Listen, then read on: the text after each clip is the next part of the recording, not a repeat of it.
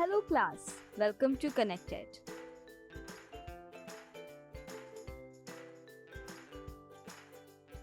In today's lesson, we will study a chapter named The Ashes Made Trees Bloom, which will teach us how honesty, compassion, and diligence turned the fortune of an old Japanese couple. The story is divided into two parts, and I expect every one of you to pay full attention while I read it.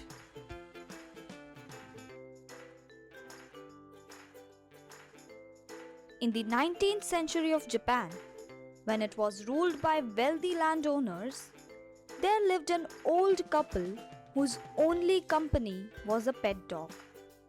They treated the dog with much care as if it were their baby. The dog was named Muko, and the old couple served it with boiled rice and pieces of fish every day. The old couple also made the dog a comfy cushion made with blue fabric, where it is used to sit and relax like any other cat.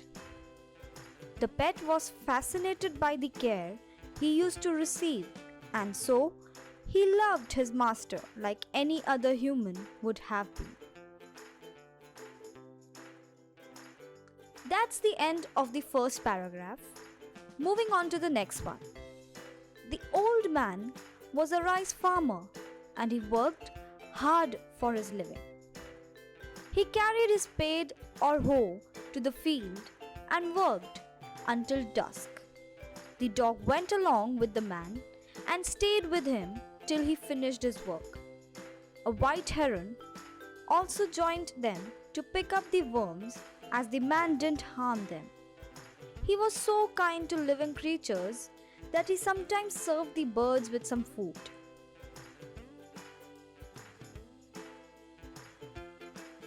Proceeding to the next paragraph.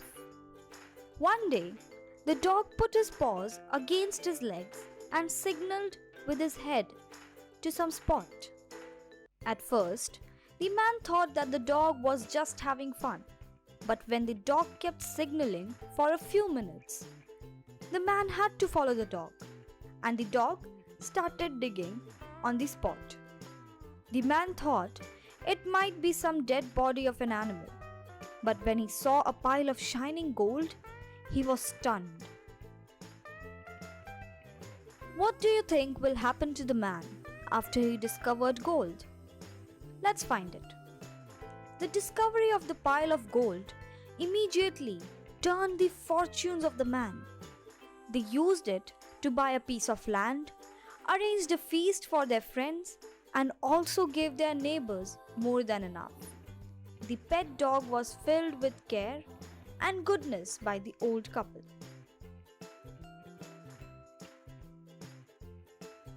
Let's not break the flow, starting with the next paragraph. The village also had an evil old man and his wife. They were not at all kind and used to torture all dogs. But after witnessing the good luck of their neighbors, they lured the dog into their backyard and offered pieces of fish and other nibbles in the hope of the dog finding jewels from them. But the dog stood still as he was well aware of the neighbor of the wicked couple.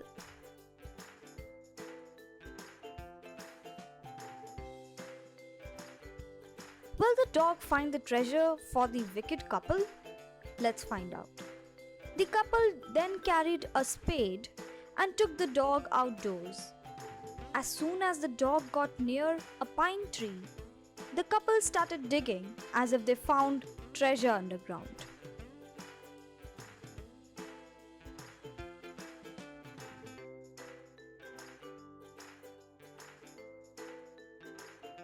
Will the wicked couple find a treasure, or it will be something else lying beneath?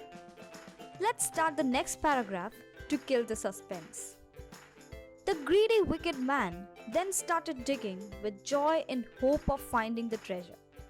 But instead, he found a dead kitten which gave off such a foul smell that the couple had to drop their tools. The couple became furious with the dog and eventually beat him to death. Then, the dead body of the dog, they dig a hole and buried it.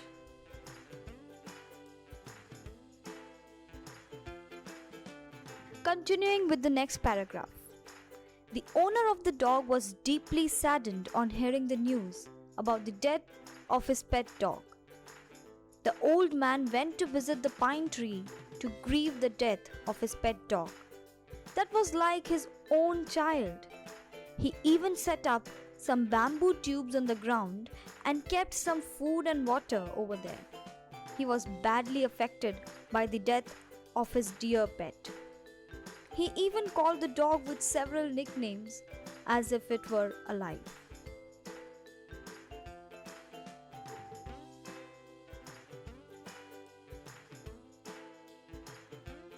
Let's find out what will happen to the man without the company of the pet dog. That night, the dog appeared in a dream and told his master to cut down the pine tree over its grave and utilize it to make a bowl full of rice pastry and milk for bean sauce. Will the old man find anything after cutting down the pine? Let's find out. The old man then cut the tree skillfully, scraping a part of wood to make a bowl. He also created a long hammer made with the wood for pounding rice. On New Year's Eve, he wished to make some rice pastry, so he put the rice for boiling.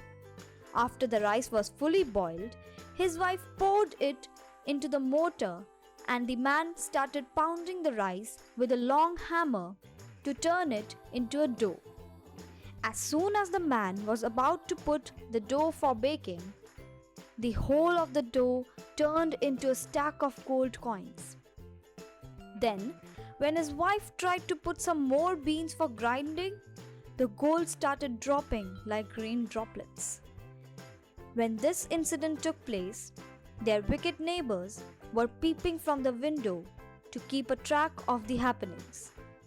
They were jealous because the old couple once again was able to turn their fortunes. The whole tube was filled with glittering gold coins while the neighbors stared at it in an evil way.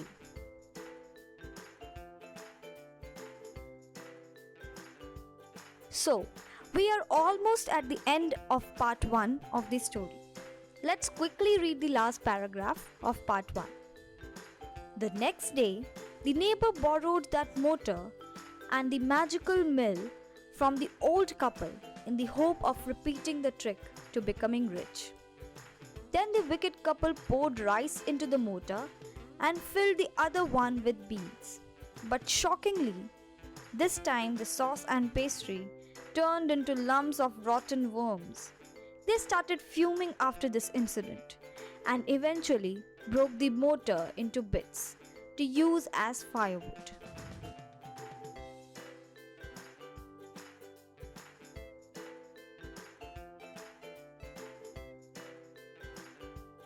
With that, part 1 of the story comes to an end. We will practice a short exercise to revise the part we have finished studying. I will read out the questions, so please pay attention. Number 1. What was the dog's name? Number 2. Mark the right item.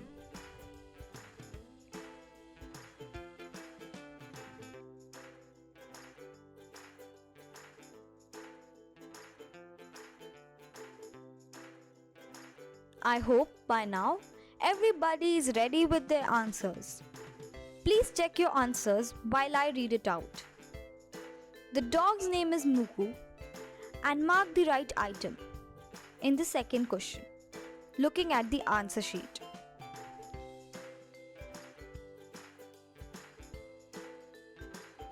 I'm pretty sure that the short exercise helped you to recall part 1 of the story. Now, let's jump into the first paragraph of the next part.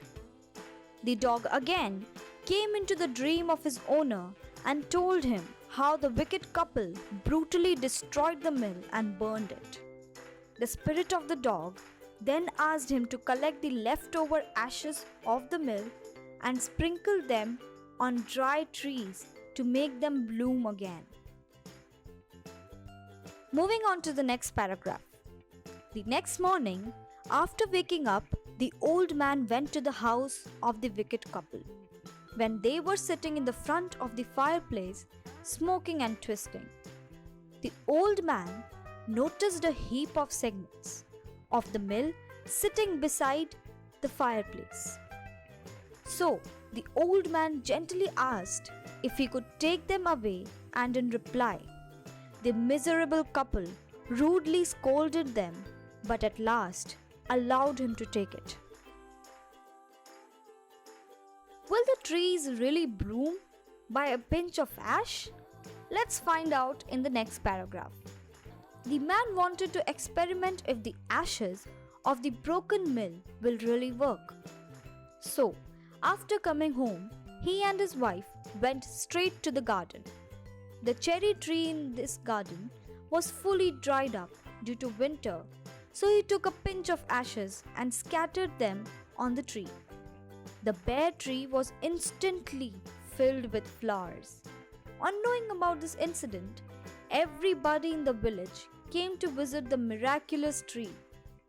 This news also reached the greedy couple, and so they collected the ashes from the mill to carry out the same trick.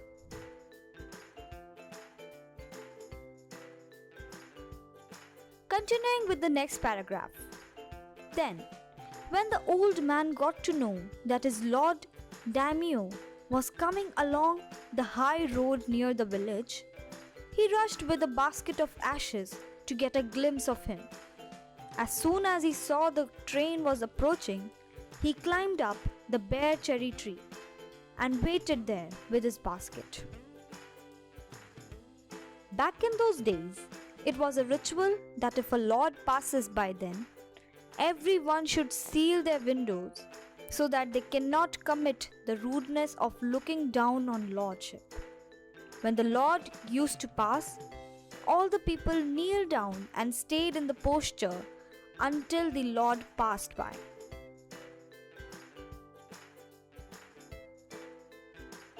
Now let's see what will happen when the daimyo will pass by. The train was almost there, and everyone could hear the voice of a tall and capable man yelling to get them down on knees. Everyone followed the orders of the man.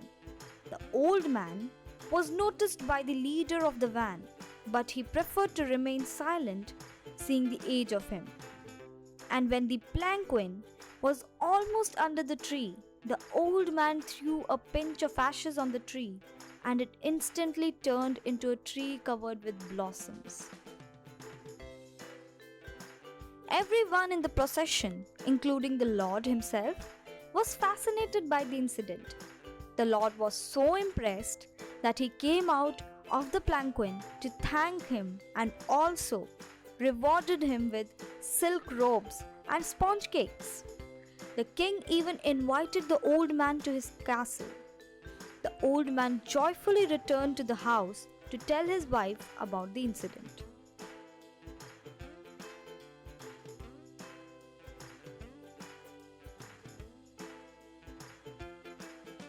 We are almost at the end of the story. Without any further delay, let's quickly get to the end. The wicked couple got to know about the incident, and so he took some of the ashes and went to a bare cherry tree. He climbed a tree and waited there until the procession of daimyo came along. When the palanquin of daimyo was right behind him, he threw a fistful of ashes on the tree. And this time the tree did not burst into blossoms. Instead, the ashes fell down and created trouble for daimyo and his wife. The splendor and nobility of the procession was destroyed by this incident. The guards became furious and dragged the wicked man to the ditch and beat him until he died.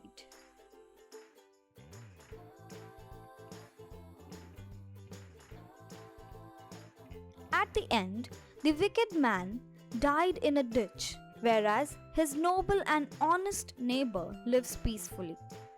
This writer, at the end, highlights the contradictory endings of their lives. It also proves that the actions reflect the fortune of a man.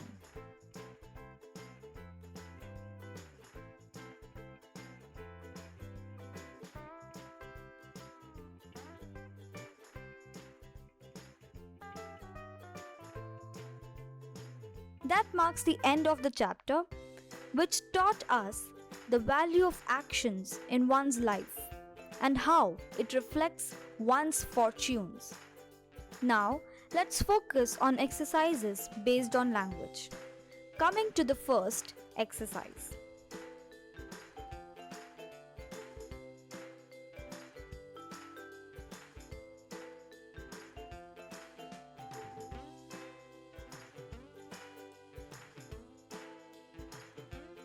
Now I am going to read out the answers. Number 1. What?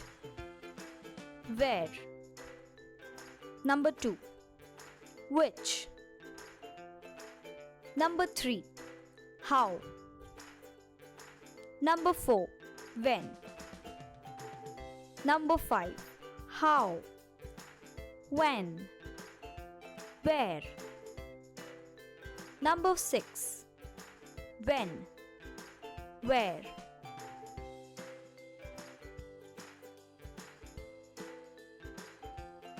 Moving on to the next exercise.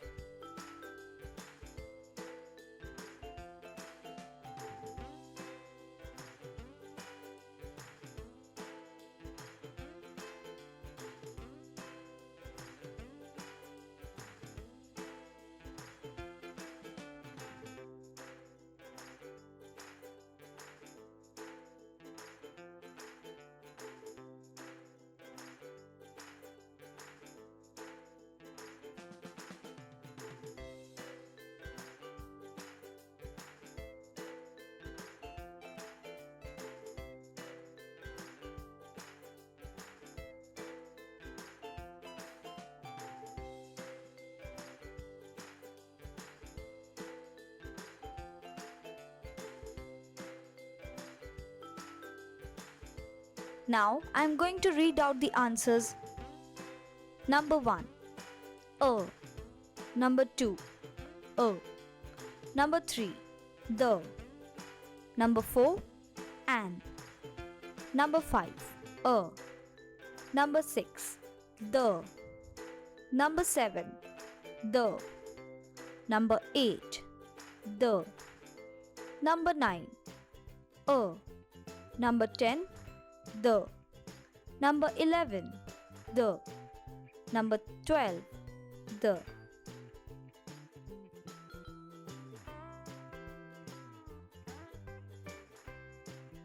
Let's practice the last exercise for today.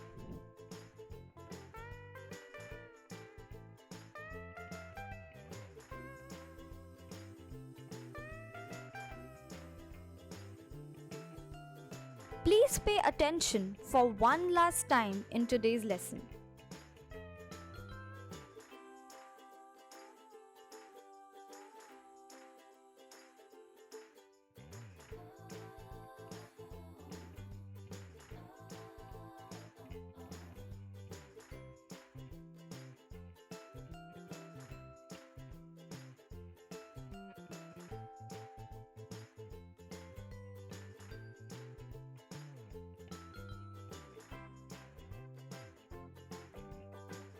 Thank you for the cooperation. I'm really glad with the class performance today. I want you all to hold on to this performance. That's all for today's class. We will meet in the next class.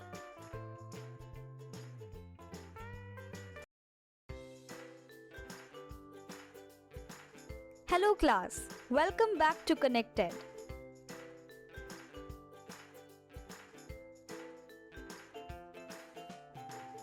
In today's lesson, we will try to read and understand a poem named Shivi by Michael Rosen, which describes the drawbacks of spoon feeding everything to a child. Exercising control over children is not a good practice, and it affects the future of children and prevents them from being independent.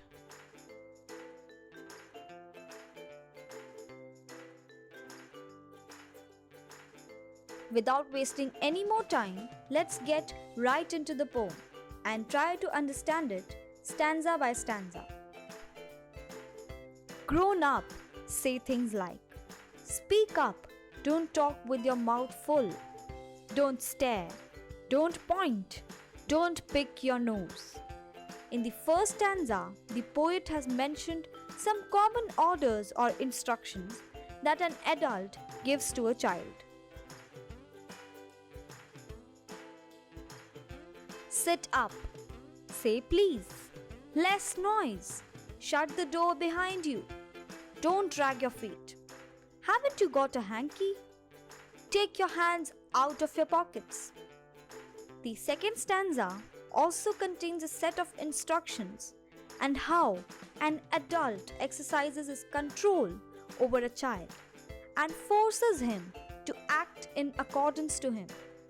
The domination of an adult in a child's life can turn out badly.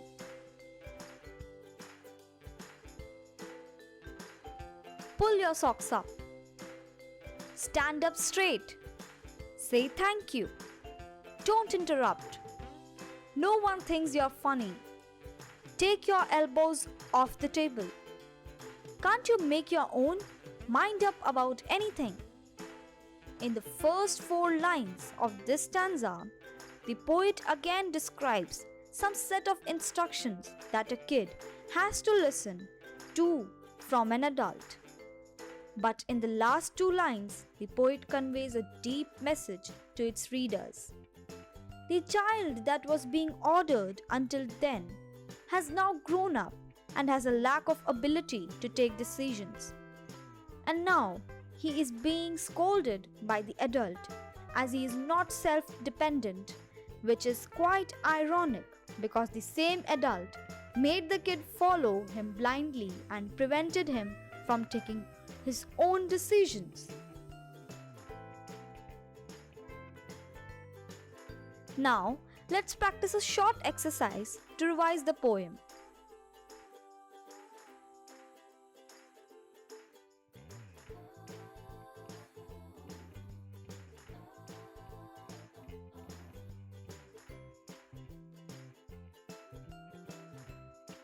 Pay attention to the answers given in the answer sheet.